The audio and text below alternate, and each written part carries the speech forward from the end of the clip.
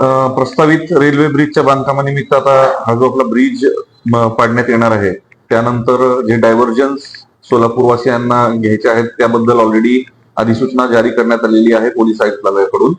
यामध्ये दोन्ही जे रोड आहेत, म्हणजे इकडे मोदी चौकीकडे जाणारा रोड असो किंवा इकडून 54 मीटर कडून येणारा जो रस्ता असो, त्या दोन्ही रस्त्याची पाहणी आम्ही केली. ही पाहणी प्रामुख्याने ट्रॅफिक आणि लॉ अँड ऑर्डर या दोन्ही अनुषंगाने आम्ही केलेली आहे. ट्रॅफिकसाठी एसीपी ट्रॅफिक आमच्या सोबत होते आणि त्यानंतर लॉ अँड ऑर्डरच्या हिशोबाने इथे काही इश्यू होऊ शकतात का यासाठी आम्ही त्याची पाहणी केली.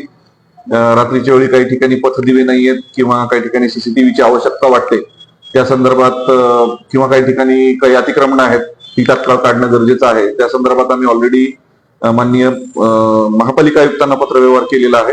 या येत्या 1-2 दिवसात त्यांच्याकडून त्या कामांची पूर्तता होईल अशी अपेक्षा आहे.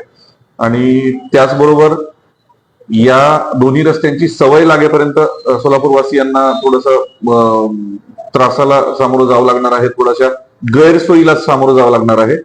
आणि या सर्व गोष्टींची सवय लागेपर्यंत आम्हालाही थोडासा बंदोबस्त इकडे वाढवावा लागणार आहे. त्या अनुषंगाने मी आज या रोडची पाहणी केलेली आहे.